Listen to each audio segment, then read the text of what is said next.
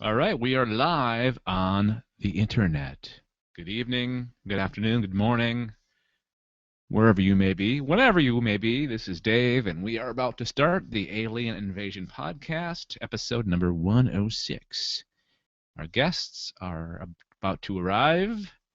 There would be Anessa Moynes and Bradley Ludwig, both residing in Wausau, Wisconsin, in the country of the United States of America. And we got some good stories to talk about tonight, including a story, a weird and wacky story out of the weird and wacky country of Canada, which is where I reside. You'll just have to wait to find out what that is. Yes, indeed, we do have some crazy stories. Crazy stories.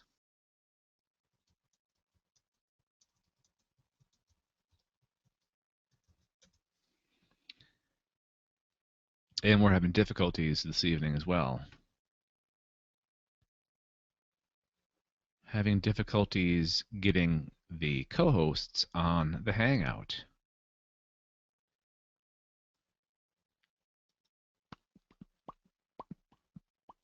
Look at this. It's not distracting one bit, is it? Hang on.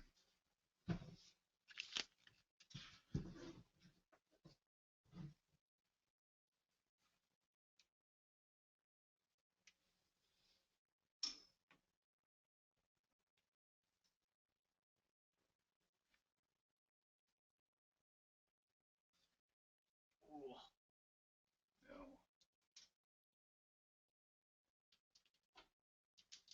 There we go.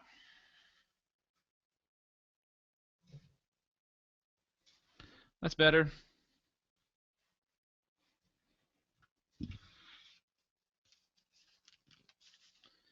Where's my cohorts? Cohorts at? Cohorts? Cohorts? Hey, Hi, cohort. Cohort. I am a cohort. And we are live, and your screen is blank. Oh, sorry. Oh, sorry. Not going to cut it, mister. I get that a lot. Okay. We are live on YouTube and Google Plus and wherever the video lies. There. Okay.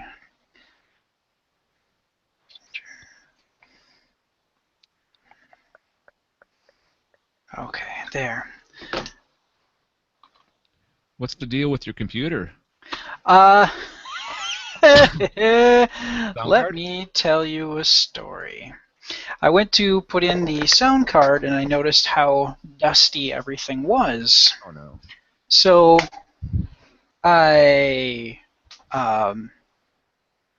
start to clean stuff out and I look at my CPU fan and I'm like, oh, this is atrocious. I need to get my canned air. So I get my can and spray it on the CPU fan and find out that it is in fact carpet cleaner. Oh no.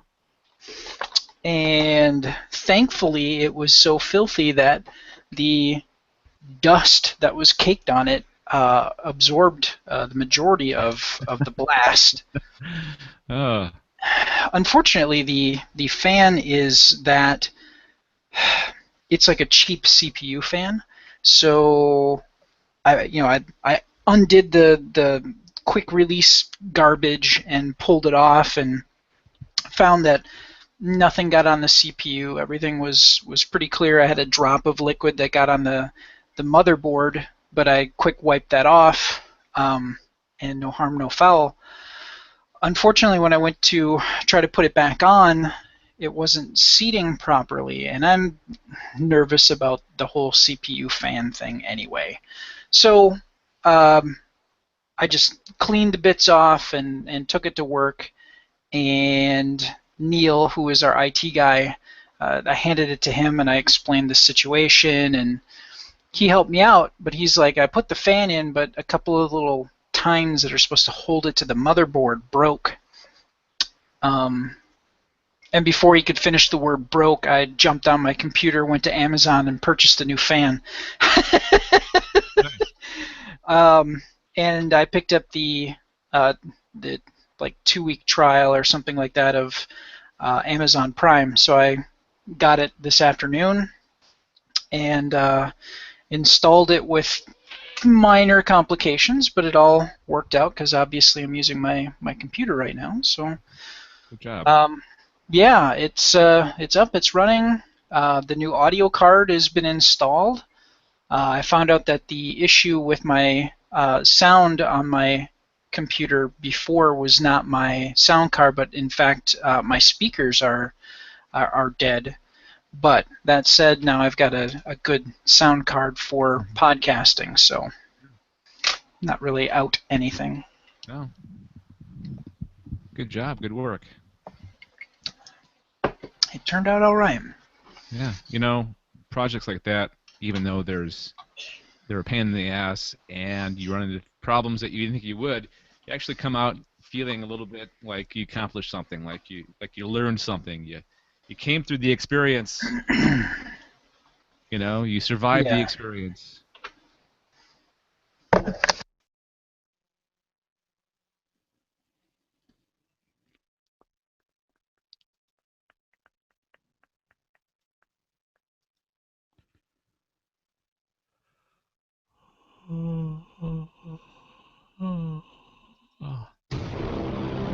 Hang on, Dave. That'll wake you up.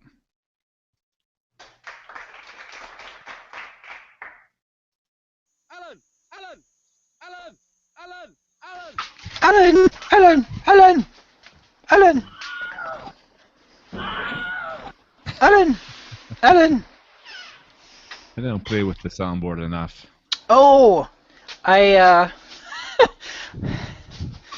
so I was walking back to my desk, and my desk is on the second floor by Chris Conley's office. So you kind of know that, but by the bathroom. Yeah, I'm not on the first floor anymore. I'm on the second floor.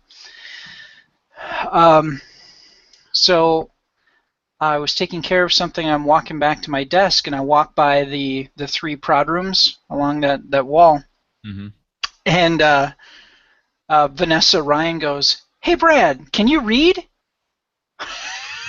And I'm like, "I'd like to think so." Yeah. She's like, "No, I've got a script here. We need you to do a voice." I'm like, "Okay."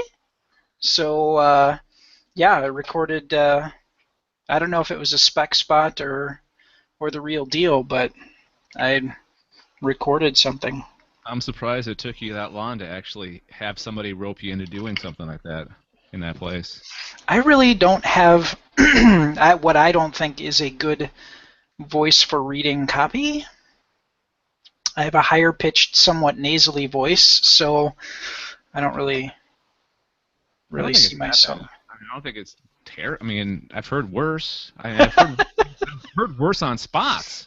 Yeah. Like people that are supposed to be doing it on a regular basis as their job, I've heard.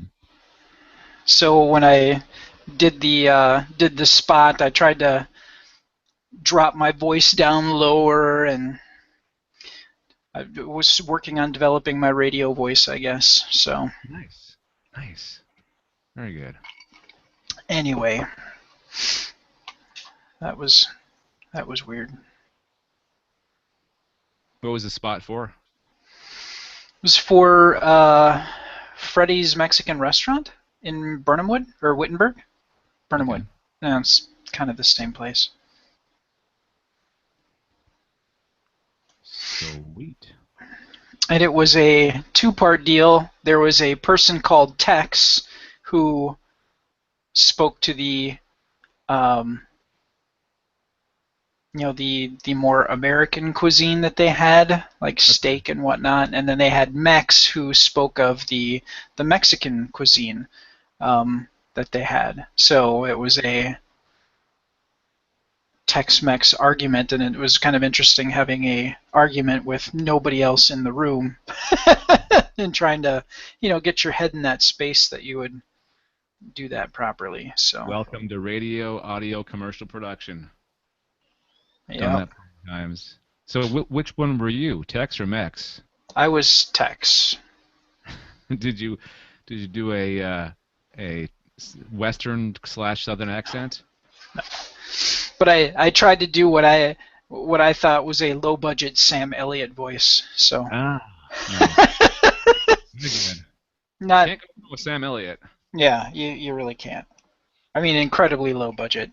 So I get done recording and come out of the room and I peer over the closest cubicle wall and I'm like, well, I'm done recording. I did 2 versions of it. Just pick the one that sucks less, I guess. There she is. Hi, Nessa. Howdy. How you doing? I've been better. Oh, Yeah, she's having some medical issues. sucks. Yeah, it could make the podcast interesting for me. My wife's been on antibiotics since Friday for a tooth issue, and she's having a bad reaction. Oh, Oh, no. Not like it's a reaction that you would typically get with antibiotics, but it seems to be heightened for some reason. Has she taken that antibiotic before, or? Yeah. And it's a new thing? Yeah. Weird. Yeah. Well, I mean, it's a reaction that it's a side effect that everybody gets basically when you take antibiotics. What side effect is that? All I'm going to say about that. I want to go into more detail. Okay. Is there running to the restroom? Yeah. Okay. So, because I'm like, I never really got that with antibiotics. But I do get that now. Antibiotics not necessary. So, Anessa, thank you for putting that story in the show. I was going to throw it in if nobody had yet, because I heard about it today after I had found my story. Yeah, because I saw it and then I went into the doc. I was curious if you had picked it, and I saw that you already had a story, so I'm like, I'll go ahead and take it. This would be right up Dave's alley. Yeah, no, thank you. I was hoping that one of us could talk about it. And I seem to be the one that talks about the Raelians anyway. Yeah. So I was like, go ahead and keep it up. Because I think the last one was like something about signs that they wanted to post. I don't know. Oh, I don't remember us talking about Raelians before. Yeah, because they're the believers of the Elohim aliens. Okay. All right. So we've talked about them on the show 2 or 3 times, maybe. Okay. But I think each time I've been able to talk to them or talk about them, talk to them. So, yeah. I don't know if you saw at the very end, Anessa, but I threw in under feedback that maybe we could mention that author talking about her short story or his short story. The dog aliens. Oh yeah, the Caxians. Yeah, the Caxians. I think is what they were called. Yeah. If you want to just mention that briefly, that's pretty cool. Yeah, because I don't remember what Brad was looking up, but it had something to do with the show. I think he wanted to see where things. Oh, that's right, because Brad was talking about how he added links on the Midwest website and to the little blurb, so each story that we talk about has a link to it. And he was doing the search to see if that helped with Galactic Netcasts coming closer to the top of the search, and he came across that article or that author's blog post, and I'm like, oh, that's awesome. That's very cool. That's twice that one of your, well, twice in the matter of a week, that one of your picks has actually responded back and said, like, acknowledge you bringing it up on the show because that app, they said Yeah, the app they sent out, and I responded, and they said that they were going to come out with a multiplayer version soon, so you get to play with Cool. buddies, which I think would be really cool. But yeah, apparently there's people out there that do listen and look themselves up, and then listen anyway. So it's a way to bring in people. Yeah, exactly. That's why we have guests on the Sci-Fi Geeks Club. So, yeah. Bring more of an audience in. Word. All right. You guys ready to go? We've been live for a while. Yeah, I noticed that we were live. Let's see here. So. Testing 1 2. Testing 1 1 1 1 1. Anessa, do me a favor and say something real quick. Popsicle plus crochet equals red, white, and blue.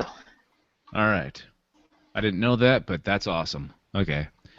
Brad, give me a little level check. Level check. 1 2 1 2 1 2. I'm backing my volume or my headset volume down here just so you don't get feedback. There you go. Okay. Testing 1 2 1 2 1 2 1 2. All right, sweet. I think we're good to go. You guys ready?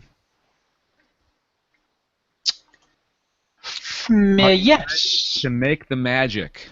Yeah, let's Sorry, make the magic happen. I was drinking tea from my North Texas cup. I'm drinking coffee out of my TARDIS. I'm drinking water out of a clear, large pint glass. You could make up a thing that it's not just a glass, that it's a vessel for... It's my 35th annual snipe hunt glass with a logo printed very clearly on the glass. Yeah, you can really see it. Exactly. Nice. Huh? All I can say is mine has glitter. Mine's not cool like that. Mine has the herpes of the craft world. On that note, let's get the show on the road, shall we? Here we go. It's Wednesday, June 4th, 2014. Welcome to another Galactic Netcast. This is the Alien Invasion number 106 from Ottawa, Ontario, Canada. I'm Dave Nelson. Joining all of us, is Brad Ludwig and Anessa Moyens from the same address in Wausau, Wisconsin. How you guys doing? Awesome. Doing all right. Okay. Awesome. Doing all right. Split the difference. And we're doing good. Okay. All right. Good. All right. So let's just dive into it here. I know we usually do small talk at the beginning, but I think our small talk's not going to go anywhere.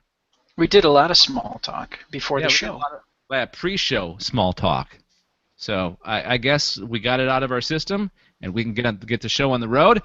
This is the show where we talk about beings from elsewhere in the universe and their appearances in film, TV, video games, comic books, science, real life, all over the place. Of course, we are talking about E.T., extraterrestrial aliens. The show is divided into 3 sections: the news, the craft corner, the spotlight of a certain kind of alien spacecraft, and our picks for the week. If you want to watch us record the show live, we do Wednesday or Thursday. We're kind of both ways. We've got a Thursday show coming up. But just follow us on Facebook, Twitter, or Google Plus to find out when and where and how and links and stuff and how you can watch the show. Or just favorite youtube.com/Galactic Netcast. Actually, subscribe to our YouTube channel and find out when we'll be live on the YouTubes. Before we get the show going for reals, don't forget to go to patreon.com/Galactic Netcast, and you can give as little as $1 a month and help us become the biggest powerhouse of science fiction news and commentary on the whole damn internet. Support us. financially with that $1 gets taken out of your bank account every month automatically. Don't have to worry, no sweat. You can. That's $1. You don't even have to keep track of that. $1 is nothing. But with that $1, you become our boss. So again, patreon.com/Galactic Netcast. If you like what we're doing, if you like science fiction and science in your podcastery, then we appreciate your $1 a month. $15 a month will get you.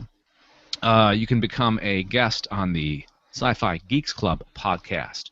So one more time, patreon.com/Galactic Netcast, and we thank you for your support of the Galactic Netcast podcasting network.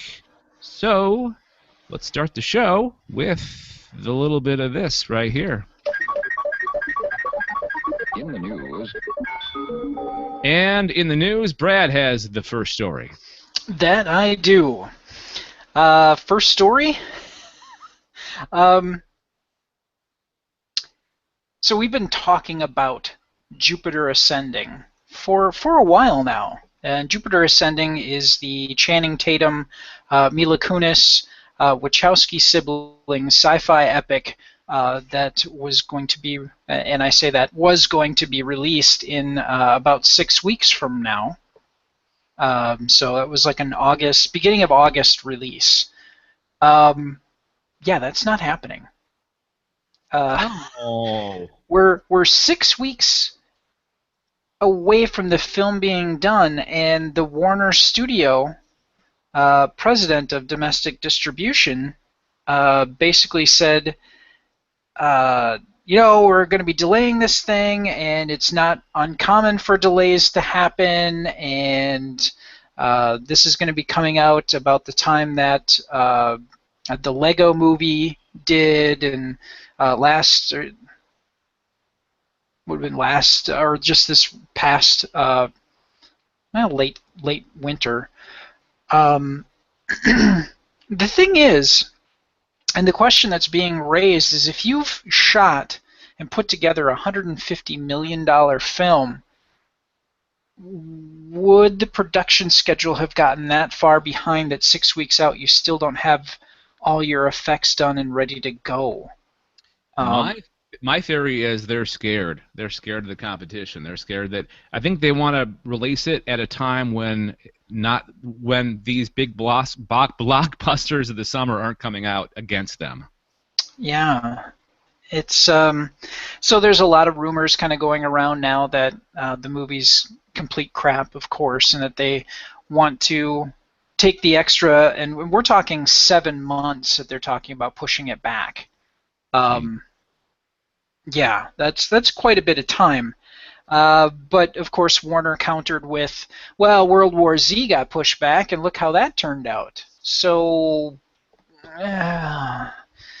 one of the other things too is Edge of Tomorrow is slated to come out, I believe, this week. Yes, you were correct. And it's projected to only do an opening of $25 million. So there's thought that if the projection for Edge of Tomorrow, which is a Tom Cruise vehicle, and he's done very well with sci-fi films lately with Oblivion, which we talked about earlier, I saw in the theater, and I actually bought a Blu-ray copy of it because it was so excellent. It was a good movie, but did it do well at theaters? I don't remember. I thought it did pretty well. We'd have to do a little research on the intertubes to confirm that, but with everybody saying, okay, Tom Cruise sci-fi film projected at 25 million, how are we going to fare? So there's the fear that if they put it out at this time, how much money are they going to lose out of that $150 million investment? There's a lot of competition this weekend. What was the movie that came out last weekend? It was Maleficent, right? Yeah. And then there's the teen drama Fault in Our Stars, which is getting a lot of hype too. Yeah. So I don't think Edge of Tomorrow is going to do that well. And I think you're right that maybe they're scared they're seeing the writing on the wall. Now, just did a quick check on Oblivion. Oblivion domestic, that's just in the U.S., brought in just under $90 million. Now, its production budget was 120. That said, the foreign box office was close to 200 million. So they made their money back. They didn't do it strictly in the U.S., but worldwide, including the worldwide figures, they made their money. So, maybe in the long run, this is a good thing because it seems like we go for a long time in the winter months without any big movies coming out. So maybe these studios start, instead of, globbing everything together in the summertime, maybe they start, kind of parsing them out throughout the year, I really think with the way high-speed internet has changed and how the ways to distribute films now and the way people are changing distribution, I think that the larger studios need to really take a look at those industry changes and look at doing, direct releases to, maybe a service like Vudu where you could just say, okay, I can't remember what movie just came out, but you could see it. I can't remember what service it was, but you could actually see it before it hit the theater through a pay-per-view service that would be available on things like Xbox or stuff like that. So, I mean, they're looking at different ways to change how people approach and view movies as opposed to going traditionally to a movie theater. So that doesn't happen. It doesn't happen with the huge blockbusters, but the smaller films, I know, they become available a lot of times, on demand. Like our cable system here has same-day movies as they're in theaters. So I don't think it's that. I think it's going to be a harder sell to put big blockbusters like starring Tom Cruise out the same day. No, I would agree with that, but I think that the writing's on the wall for how things are going to change, and they are changing, I think, rapidly for the independent films, and I think once people are accustomed to that and pick up on the convenience of independent film releases that are being done pay-per-view style, I think that the larger box offices, the larger studios need to kind of look at changing their model for distribution. So let's review the plot, because people might be wondering why we're talking about this movie on the Alien Invasion podcast. Jupiter Ascending. Yeah, I'm sorry. No, it's okay. No, I understand. Because we've talked about this a lot of times, but maybe somebody's just jumping into the podcast on this episode. Maybe they don't know about the movie. Sure. No, essentially, Jupiter Ascending is about an Earth woman who... Mila Kunis. Played by Mila Kunis, who genetically has the makeup to be the queen of this particular realm. Hang on. It looks fantastic. From the trailers I've seen, it looks just amazing. The special effects are amazing. Okay. So this is set in the future, and Jupiter Jones is her name. She's unlucky, lives a very poor life, and she encounters this warrior played by Channing Tatum, and he comes to Earth to reveal that her genetic signature makes Jones royalty and heir to Earth. And yes, to protect her from someone that, from the alien royalty previous, and one of the more powerful dynasties in the universe, who has a bounty on her head and basically wants the position and feels that she doesn't deserve it. So I'm confused. Are these people from the future Earth, or are they from a different dimension, or? No, it's a future Earth. Outer space families own planets for business purposes, so people are purchasing rich families, it seems like, are purchasing planets for business purposes, and her genetic makeup makes her the next in line to be ruler of the Earth. Okay. Got it. Yeah, this is kind of bummer. This is a real bummer. In fact, I'm really sad. So the release date, instead of being in August, has been pushed back to February 6th of next year. All right, perfect time. Not much going on in February. It's going to be cold. You're going to want to go out to the theater. You know, Yeah, you're you're gonna want to get out of the house, but you're not gonna want to be able to do anything outside up here. So theater's a good option. Yeah, exactly. I think they're smart doing this. It's a bummer, but I think it's a smart move. Could be. I really get the feeling that they're in trouble. Maybe it's just still rendering. Yeah, I know how long rendering takes sometimes. Yeah, it's like I'm gonna do like 5 minutes of work and I'll be gone for like 5 hours because it's rendering. Yeah. So maybe. Maybe the ETA was 7 weeks or right at 6 weeks. And they're like, man, I don't want to postpone it just a week. I think they may We're so have close. enough to render something pretty quickly. Not Probably. Like Gosh, I would hope so. Yeah. all right, well, we'll see. We'll see when it comes out in February if that's the case. They may, I don't know, do some reshoots, re-editing, possibly. Who knows? It's a lot of time.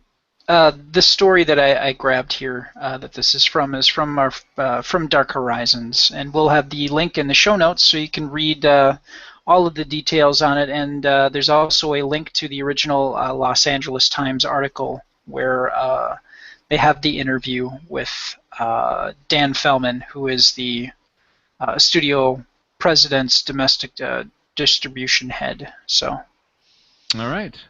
Good enough. Thank you very much, Brad. Great story.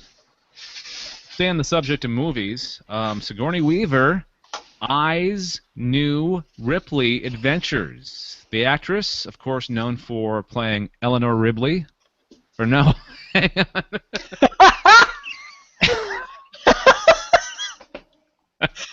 I thought you were going to go with Eleanor Rigby for a second there. You were so close to a Beatles. I changed it up. I Right wanted to put my own style on it. No.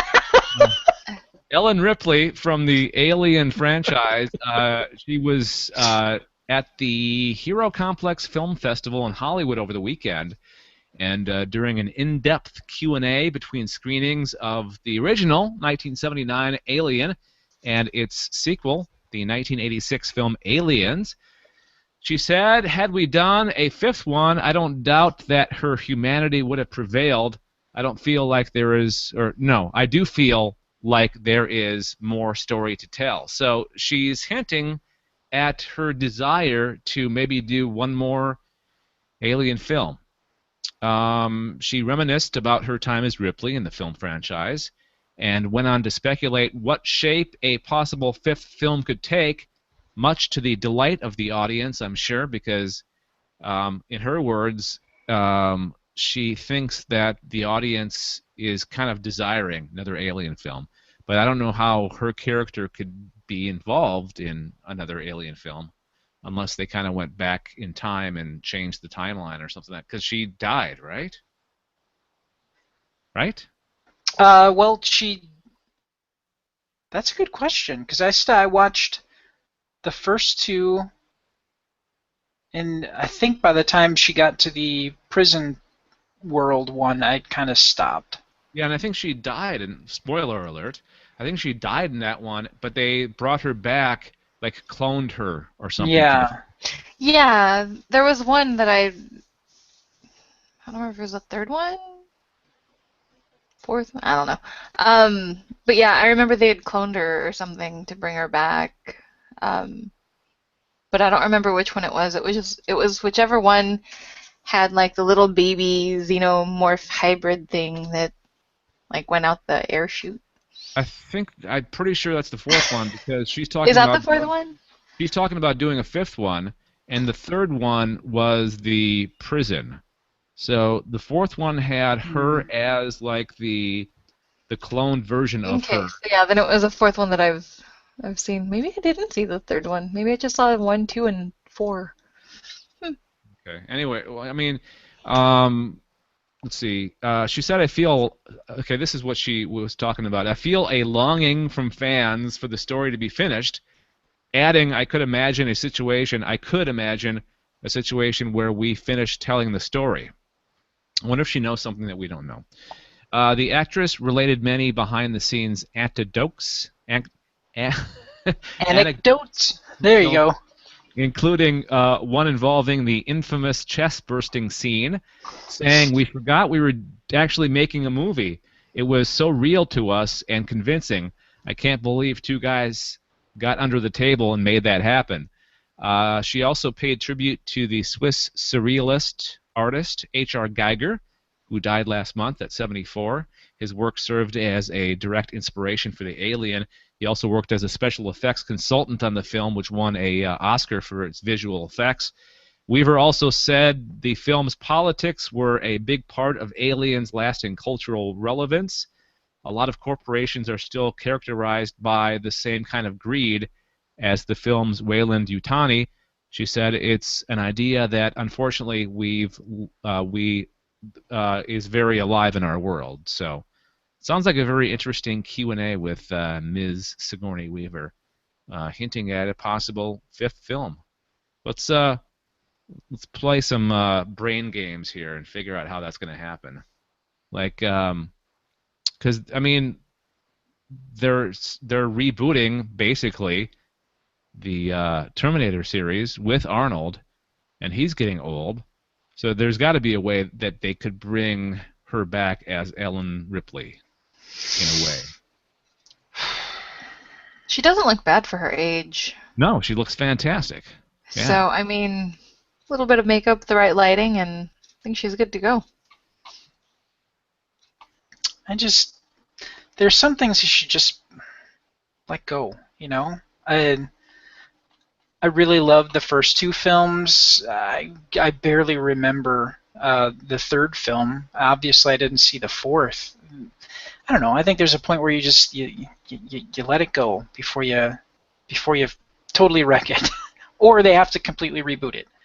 Yeah. Which we're seeing a lot of. Which I think this attempt for the prequels, basically, what was the movie 2 years ago? Prometheus. Prometheus was it's basically a prequel to Aliens, or the Alien films. That's kind of a reboot in a way. You know, they maybe make 3 prequels and then redo the original 3 or something like that. I don't know.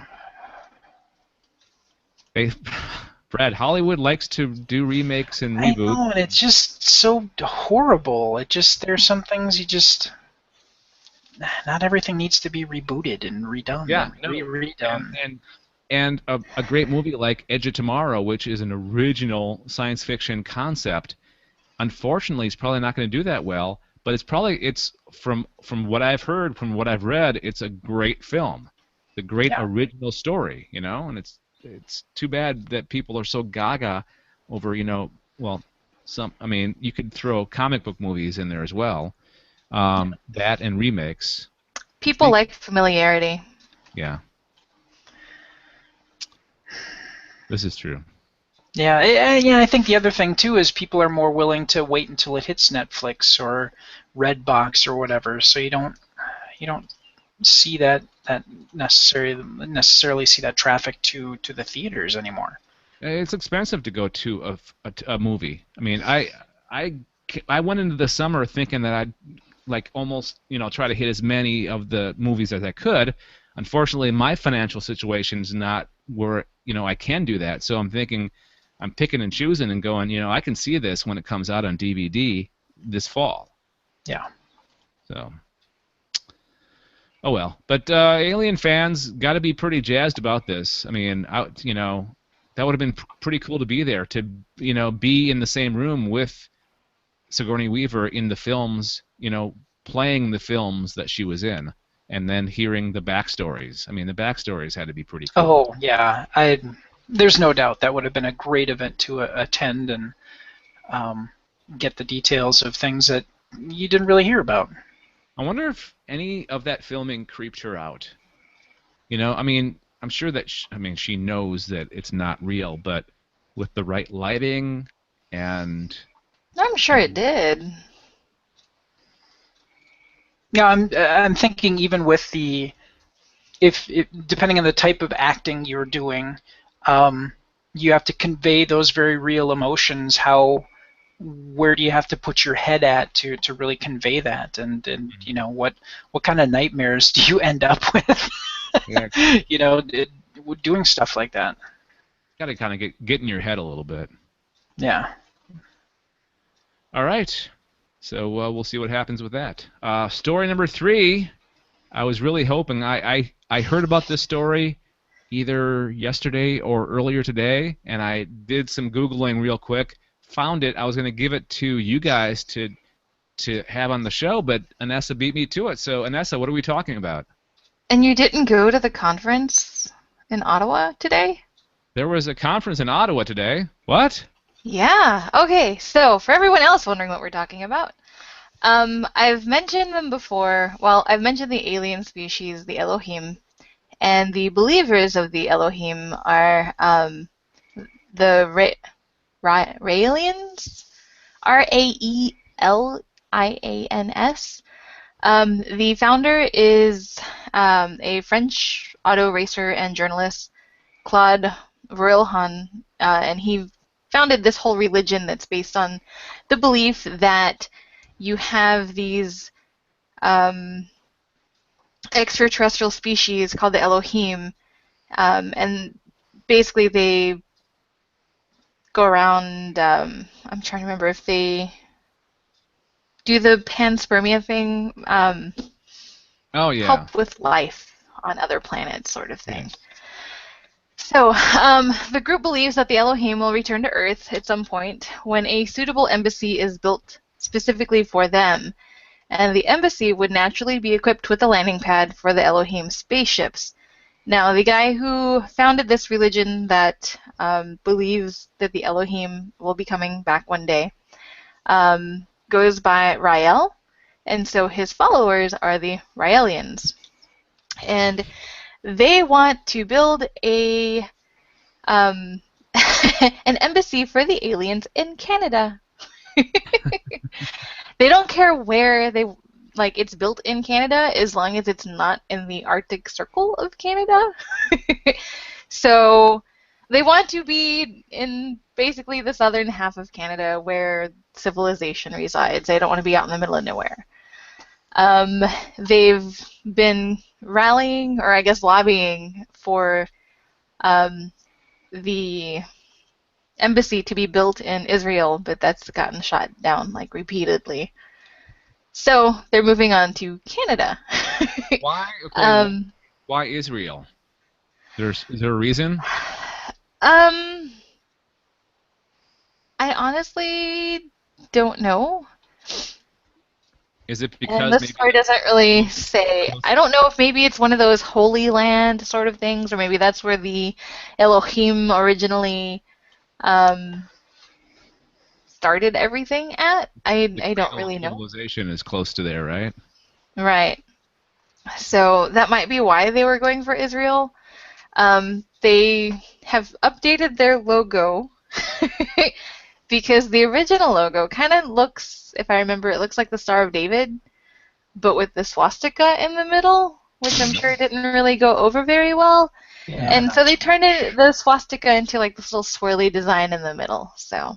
Well, you know why it's a swastika? Because that's an ancient symbol, right? And yeah, it's an ancient symbol that Nazis had to go and ruin. Yeah.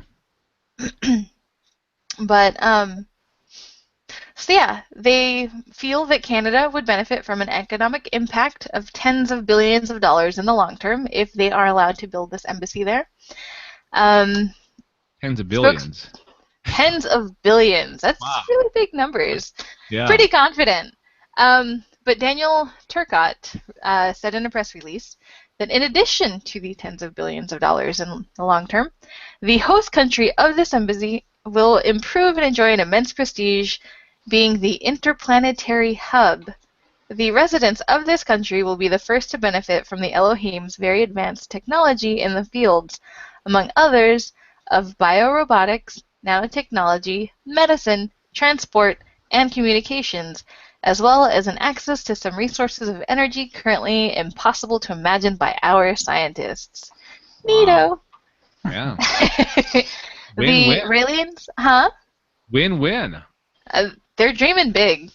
The Raelians are perhaps best known for their claims of scientific superiority. In 2002, the Raelian-affiliated company Clonade claimed it had created the first ever human clone, a baby named Eve. The company and the Raelians have yet to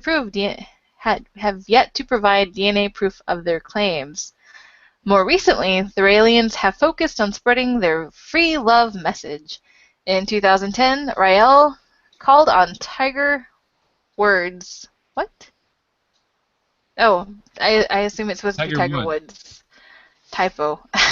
Tiger Woods to chill out and embrace a polyamorous lifestyle. The group sponsors an annual Go Topless Day.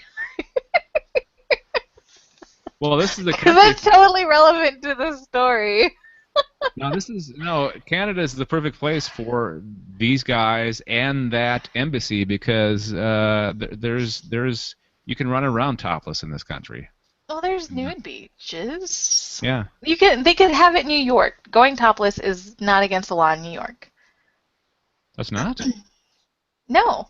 Really? I know this only because I was on Facebook and this story popped up that Bruce Willis's daughter went topless throughout New York City in support of Rihanna because it's legal.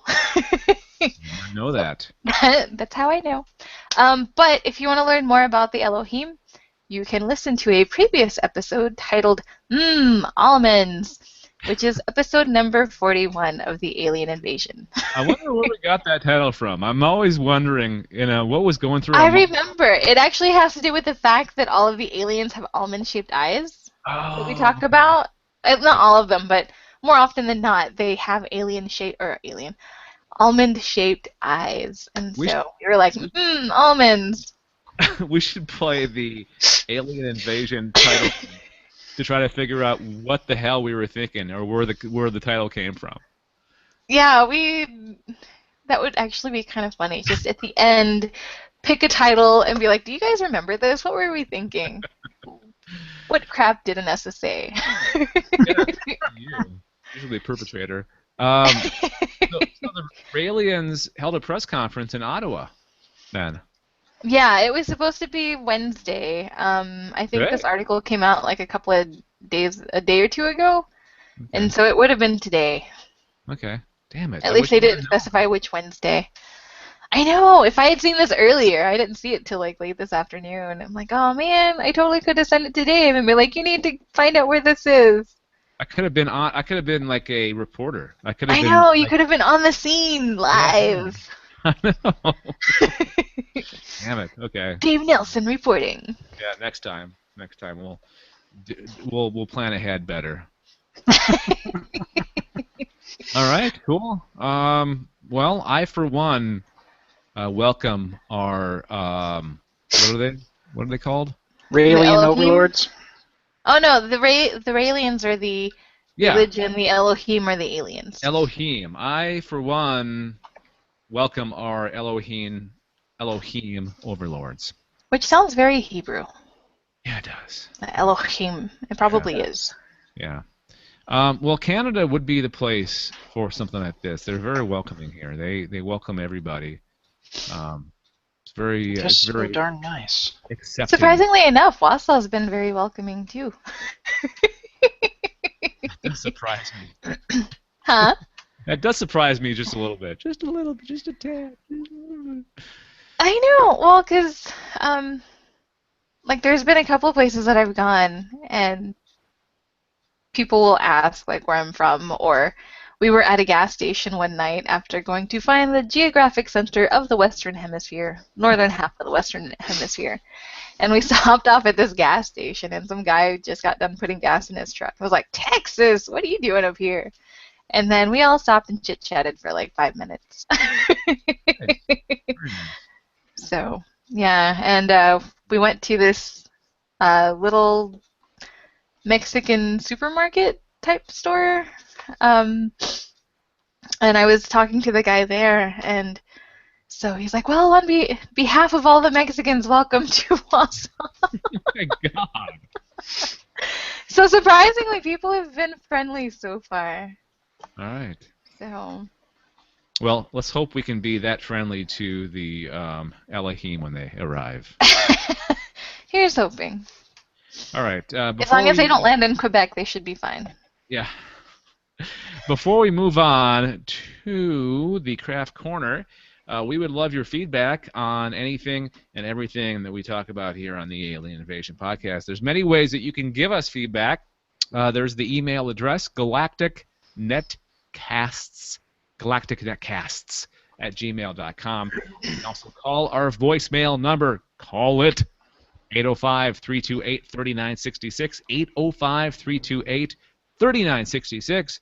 And we also got a page on our website, and I forget what I know that we have the community page, but I thought there was a feedback or a contact us page or something, I forget.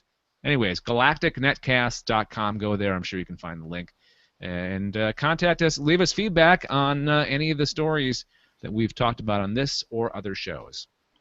Okay, it is time for our new feature. Please identify the craft you witnessed. A black, triangular, three-dimensional shape, huge, just flying, hovering in it. Shaped like almost like between an egg and like a teardrop. Two long cylinder objects flying over me. It had a dome. I could see the occupants in It there. appeared to be rotating, and it was circular to disc shape, and it hovered for maybe about 5 minutes. It is time for Craft Corner. This is where we take a look at famous UFOs, unidentified flying objects, or alien spacecraft from history, either from our history or the history of the fictional universe. And today, on this episode, we're going to talk about the pyramid-shaped UFO. I had no idea until I did my research today that there was such a thing as a pyramid-shaped UFO, but there is. Surprise! Who'd have thunk? It's a fairly new type of craft, only being seen within the last few years. Enormous pyramid-shaped UFOs have been seen and photographed in the U.S., Canada, Colombia, China, Russia, Spain, Japan, France, and many other countries. A Cambridge, Ontario couple, Cambridge is near Toronto, photographed an apparent pyramid-like UFO moving rapidly over the city around a cloud cover on May 3rd, 2012, according to testimony from the Mutual UFO Network. Brad, can you do me a favor? Could you possibly do a screen grab of this, the picture that we have in the document? Is that possible? Oh, yeah. Give me Sorry if I put you on the spot there. No, that's fine. This is a pretty badass photo. I wanted to share this with our video Sure. consumers of this show.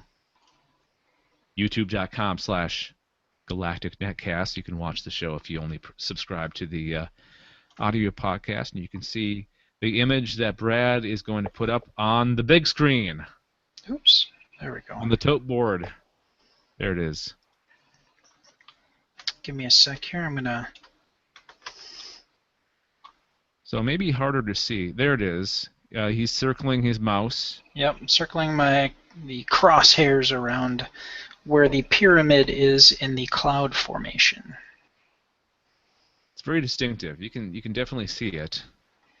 And there's apparently video as well floating around on the internet. And I think maybe it's in the article that I posted where I got this information from. I forget.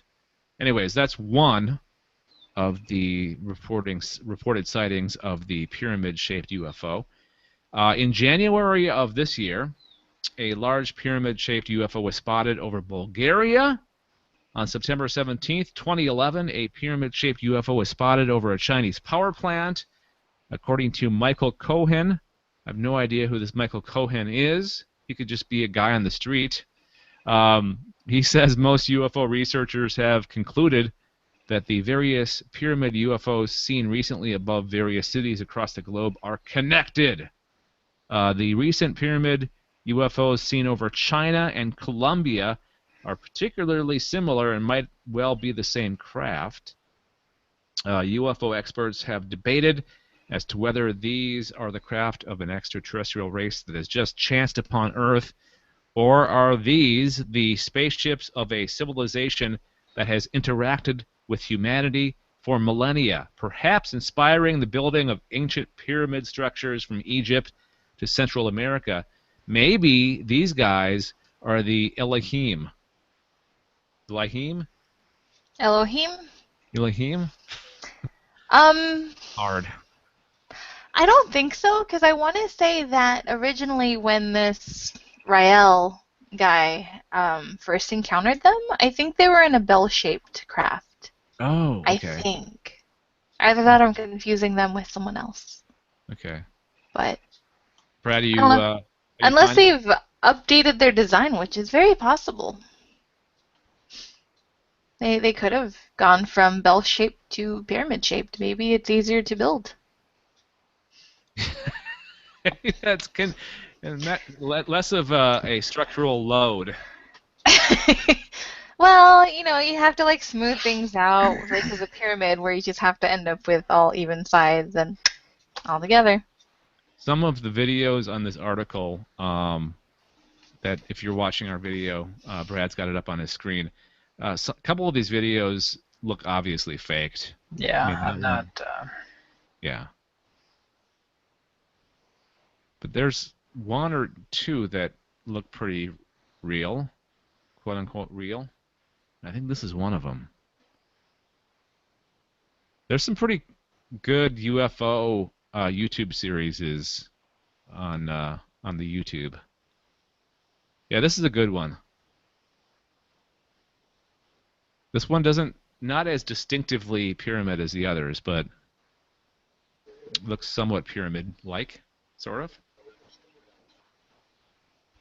All right, so yeah, this is great for our audio people. So most UFO researchers suspect that world governments are hiding what they know about aliens and UFO visitations from the general public. These open, obvious displays have led many to come to the conclusion that aliens themselves are about to make their presence known to us, thus finally ending our isolation and conclusively answering the question, are we alone in the universe? Dun, dun, dun. Dun, dun, dun. So yeah, if you get a chance, check out the link that we'll have in the show notes, and you can check out all these crazy and not so crazy videos and pictures of the pyramid-shaped UFOs. And that, my friends, is your craft corner for this episode. Excellent. Yeah, did you guys hear of the pyramid-shaped UFOs before this? Actually, no. Not off the top of my head. Nothing's ringing a bell. It would make sense that these would be the aliens that would inspire the pyramids of Egypt and South and Central America, right? I mean, if it's the same shape, unless that's a shape that's common in the universe, you know. Could be the whole prism thing. Yeah. Mm-hmm. Sweet. All right, there you go. That is the craft corner for this episode. Let's move on to our picks. And Inessa is feverishly typing. I wasn't typing anything. Oh, you weren't. Okay. No, that was me. So Brad and I initially watched this video short film, award-winning film. We questioned what award it won, unless it was like the worst film in the convention. But the name of the film is called The Alien, and it is written and stars Ben Nichols. And is executive produced by Ben Nichols. And he's the executive producer. Huh? Why does that name sound familiar? Nichols is a very common name. No, Ben Nichols. It's called The Alien? The Alien. It's in black and white. Oh, are you sure that we haven't talked about this before on the show? I don't know. Pretty We've talked sure. about a lot. Okay. um, and it's hard to search the show for Alien when everything we talk about is Alien. Yeah. So, because usually, like, I try to do a search with Galactic Netcast and then the name of the movie or the short story or the book or whatever it is that we're reviewing, and it'll come up. But if you do Galactic Netcast and Alien, forget it. One of So- 3,000. I know. So if we have talked about it, sorry. I do have another one that I can talk about, which was a lot better than this one. But essentially, I like Brad's description here if he wants to read it. Yeah, I just basically said. I'm just going to read what I wrote. Ben Nichols is not an actor and works very hard to convey emotions in a ham-fisted manner, and then uses John Woo-esque imagery at the end of the movie to convey a feeling of hope. It mixes together to make you feel confused. And essentially what this, Yes. that's what Brad wrote. That was good. You should put that on the IMDb page. Well, it's better than the movie. I don't mean to be mean or anything, but essentially the video is about this guy, and he has lost a loved one, and he can't get over the loss of this loved one, and these aliens come from space to help him get over it. Anessa, we have talked about this before. Okay. Oh, really? Yeah, we did. Oh, But that's okay. it was so forgettable. Yeah, Maybe there's a reason why we forgot.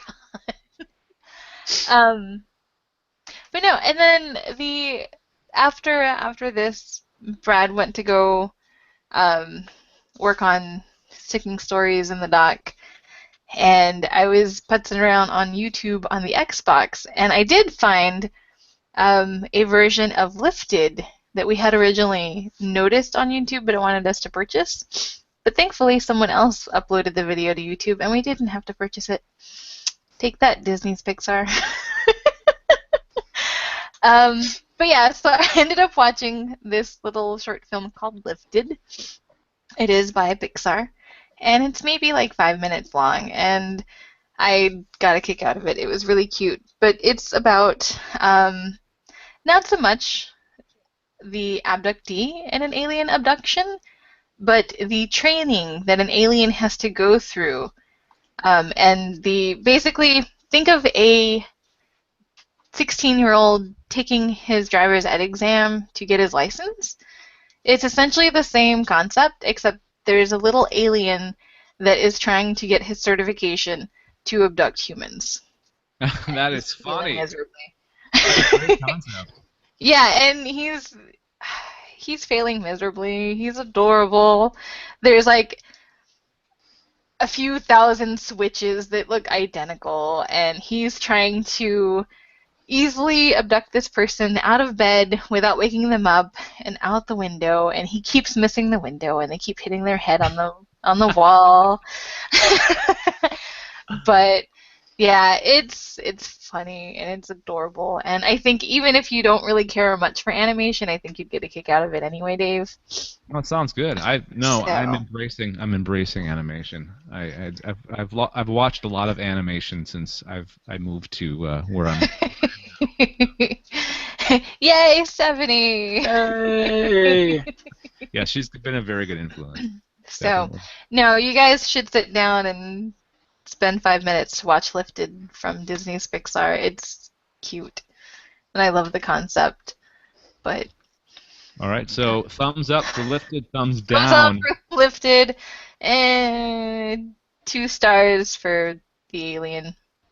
Okay, so we're doing multiple rating systems here.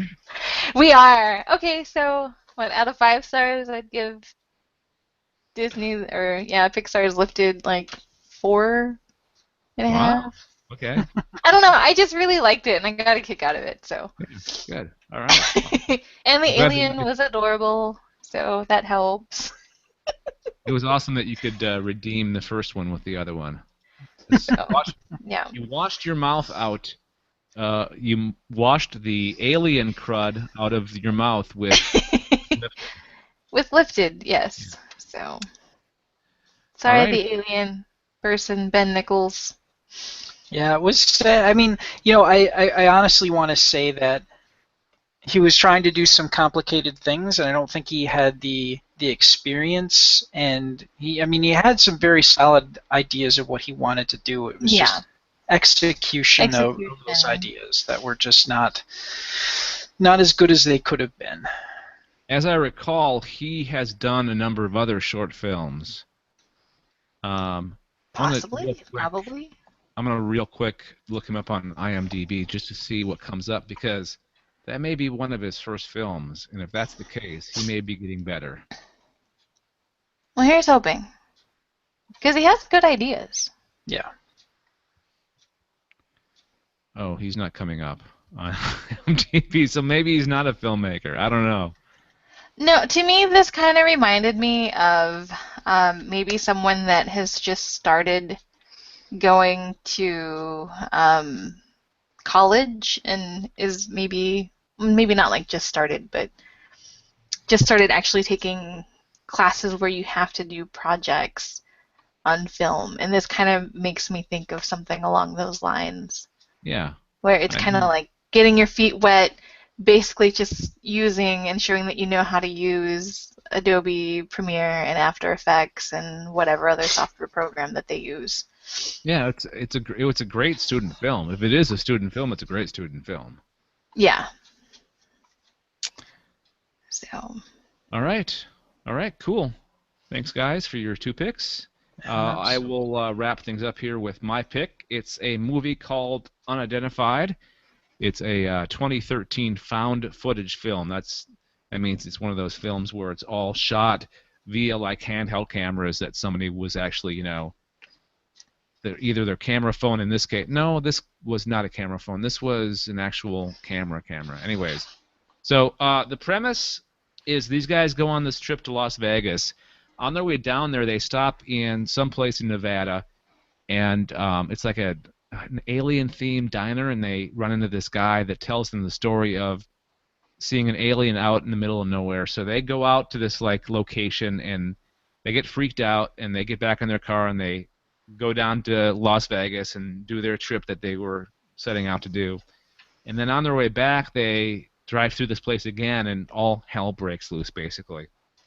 And I was really kind of nervous at first because it wasn't a very good film, but then it got good all of a sudden, and I was like surprised at how good it got towards the end. Like the effects are pretty good.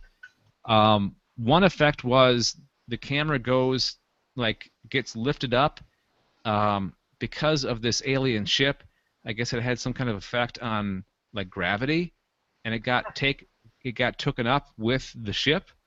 And it ends up actually like way the hell up in the atmosphere, like to the point where, they showed the camera and the guy that was with it, and they showed his head like basically explode because he was leaving the atmosphere and going into space. Oh, weird. Yeah, and the camera fell back and down to Earth. So the way they did it, it looks like they actually brought the camera up like on a balloon or something, because I've seen videos that people have done this before where they bring a camera, on a balloon, and then the balloon pops, it comes back down via a parachute, and they're tracking it the whole way via GPS. And I think this is what they did with this, and they actually it falls all the way back down to Earth, and somebody else picks it up and they repair it, and basically that's how they find the footage and make this film. It's this just found footage. It's cheesy, it's stupid for the most part, for like maybe I'm gonna say 3/4 of the film, but it really redeems itself towards the end. Like they're out in the desert, and this main character basically got taken over by these aliens because he found this object and something came out of it and went into his skin, and he had some kind of alien under his skin. And that effect was pretty cool. And then there was a scene where It was a number of humans being led towards this craft out in the middle of the desert, and they all got like glowing things on their heads. It's really cool, and I definitely recommend it. It's called Unidentified, and you can get it on Netflix, or you can check it out on our picks page at galacticnetcasts.com. It stars 4 people that I've never heard of before. Low-budget film, which is great because that's, you know, if you're a first-time director of a film, do a found footage film because they're so easy to do because you don't got to do fancy like crane effects. You don't have to, you know, have all this heavy equipment. Just carry around a regular, you know, camera, and there you go. That's your Blair Witch or whatever, you know. Yep. There you go. That's my pick. It's called Unidentified. Sweet. All right, and that's going to do it. That's going to do it for the show. We're done. Woohoo! Yeah. All right.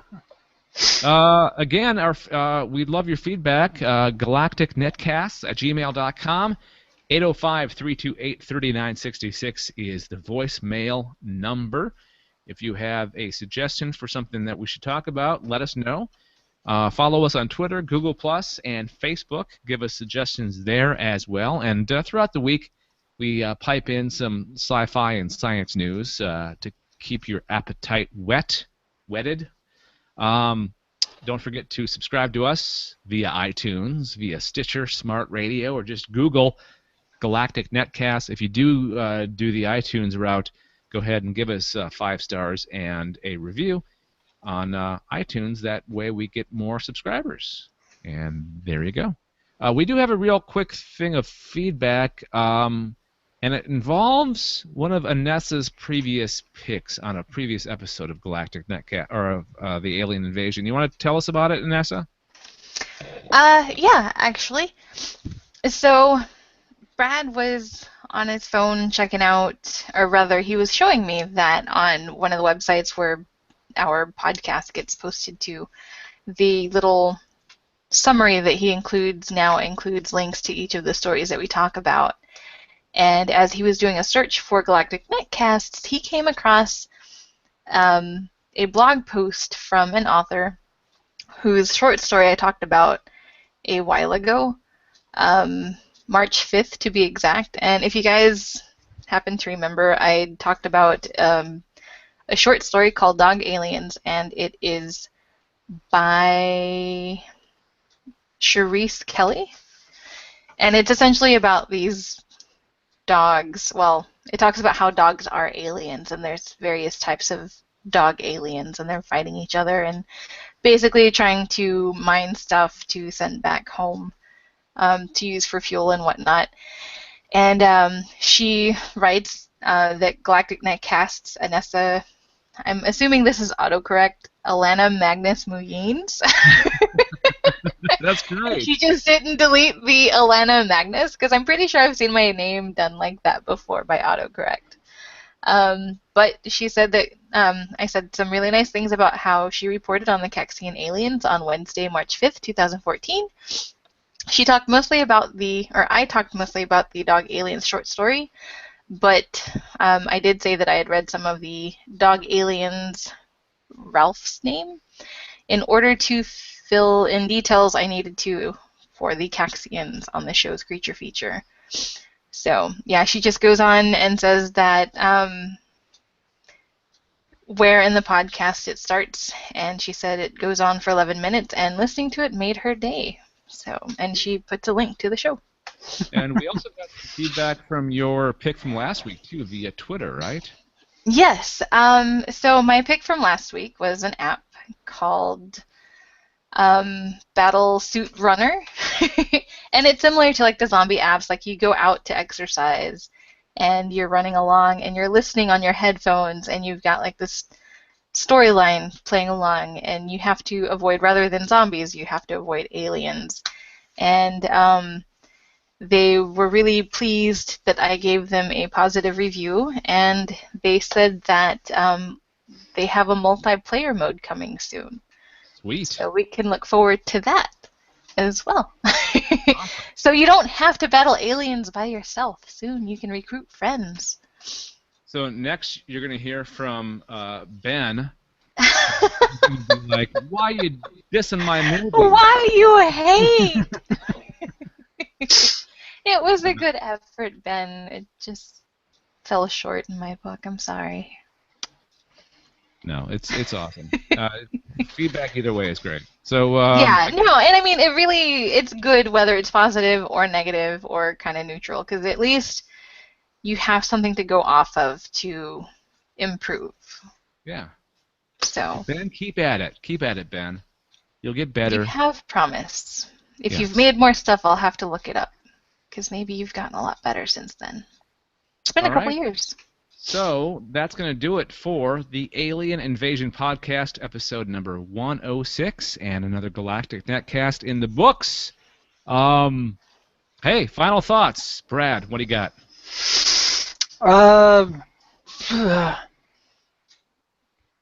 That's it? Gonna see The Edge of Tomorrow very shortly. I want to see. I had high hopes for it. I know I've kind of said that, I think, throughout, especially after seeing Oblivion. That really want to see this film and see how this concept works out. You gonna see it this weekend? Boy, probably not this weekend, but maybe some point during next week. So it could be a pick in a future episode of the Alien Invasion Podcast. Quite possibly. All right. Looking forward to it. All right, Anessa, finally, your final thought. So I've come to, like, I think it was during last week's show, but I've come to realize how much we talk about Star Wars and Star Trek in the Sci-Fi Geeks Club. And I'm kind of wondering if we could maybe do, like, a show without ever referencing Star Wars or Star Trek. Challenge. That's quite the challenge. I know, and the thing is like last week, I came to this realization because when I was searching for a story, they were talking about this house, I think in Florida, that has a room that is made to look like part of the set from Star Trek. Basically the deck, captain's chair, all that good stuff. And so I was going to use that, but I'm like, no, because I think there's already a Star Wars or Star Trek story, and we always talk about Star Wars and Star Trek, and I'm like, I don't need to add another Star Trek story to the mix.